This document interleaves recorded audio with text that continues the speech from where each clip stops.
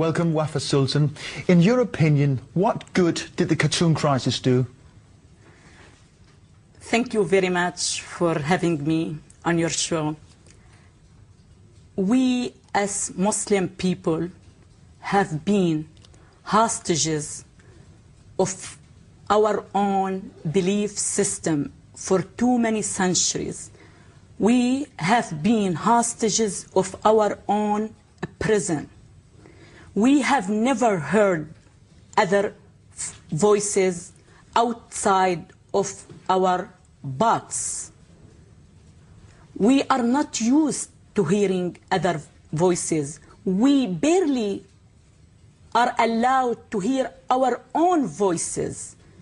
So I see publishing the cartoon was the first crack in the walls of our prison. Because as a prisoner, it's almost impossible to break the wall of your prison. You need someone outside of your prison to help you breaking it. But do you regard yourself as a prisoner? Yes, I was a prisoner. And I was a prisoner. Living in the United States for 17 years, liberate me, helped me to get out of the box. And we need to get Muslim in the Islamic country to get out of it. We need to teach him how to listen to other people's opinion, even if they don't like what they hear. So what you're saying is the cartoons helped many people in the Middle East? Absolutely. I say it as a positive step. But what about negative aspects of the cartoon crisis? I don't see any negative. Publishing cartoon and criticism again and again will push Muslims to take deeper look at their religion. And this is the only way to improve our culture, to improve our religion. We have to be grateful to hear how others feel about our religion so we can improve it. But hasn't the cartoon crisis, on the contrary, radicalized Muslims in the Middle East rather than making them... Maybe it seems this way, but on the long run, it's not going to be that way. You are helping the Muslim to get used to be criticized. Because I believe Islam, like any other religion, is not above criticism. So many people criticize Christianity, Judaism, and who cares? So why not Islam? But what, I mean, you are very critical of Islam, although you were born and raised as a Muslim. What is it about Islam that you're so critical about? I believe, the trouble with Islam is deeply rooted in its teachings. Islam is not only a religion. Islam also a political ideology that preaches violence and apply its agenda by force. I have never criticized the religious part of Islam. I respect the religious part of Islam as much as I respect any other religion. But I believe we have to take the political power out of Islam and confine it as a religion to worship places and homes. This is the only solution. How strong do you think at the moment, and in the wake of the cartoon crisis, how strong do you think moderate Muslims are in the Arab world? I believe wrongfully they were called moderate. I don't believe there is moderate Muslim. I believe they are moderate in terms of culture. They are Muslim in terms of culture, not in terms of religion. Because in Islam, you have to believe in every teaching as a holy teaching. You cannot change. You have to accept it the way it is. Otherwise, simply, you're not a Muslim. But going against Islam, the religious teachings and the political teachings, particularly of Islam, always carries a certain threat to the one who comes with the message, like yourself. What have been the personal consequences for you? Absolutely. I receive death threat on a daily basis. And deep in my heart, I feel I feel the peace, inside me. I'm not afraid.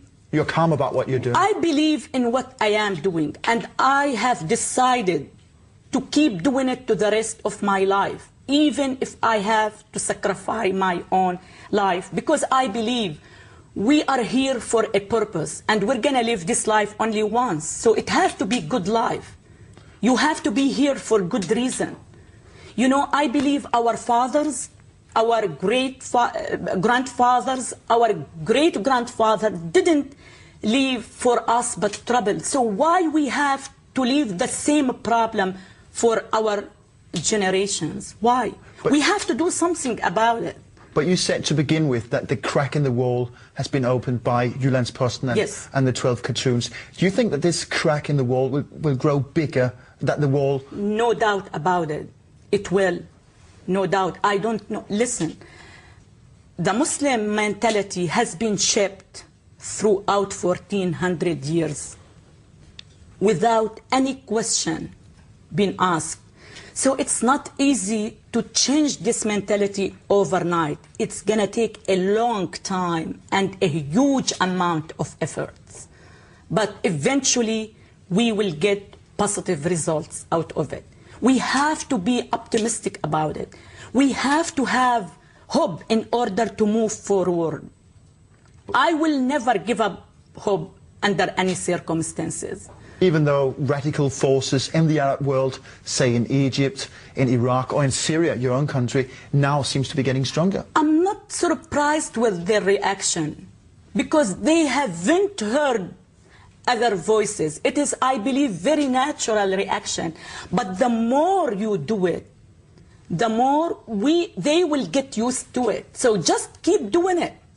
Does Islam have a role to play in the modern world, do you think? Of course it does, but not in the way it looks now. I have very different point of view regarding this matter. And I was advised by so many friends to polish my message and to soften my way of saying it. I tried, but I failed. I see the truth as naked. And I feel it more powerful to stay naked. I cannot, just in order to make it look better, put a nice dress on it. So I'm going to say it directly the way I used to do it. I don't believe Islam can be reformed. I really don't. I believe Islam shall be transformed. And it will take fearless religious leaders and very well-educated people to cause the transformation. If Islam was transformed absolutely, it will have a role to play in our world. But do you see these leaders and intellectual figures anywhere in the Arab world? We have to put more pressure on them. If they claim they can reform Islam, we have to challenge them. Prove me wrong and do it. We have, if they believe, if they claim they can reform Islam, we have to give them the opportunity to do it. And we have to put more pressure on them to do it. We have to encourage them to do it. Once Islam is transformed, we will be directing in the right direction. We will be going in the right direction once it is transformed. And at that point, Islam will be able to play a positive role in our life. Wafa Sultan, you're at the beginning of a very long road. Thank you very much for coming here. Pleasure to be here. Thank you very much.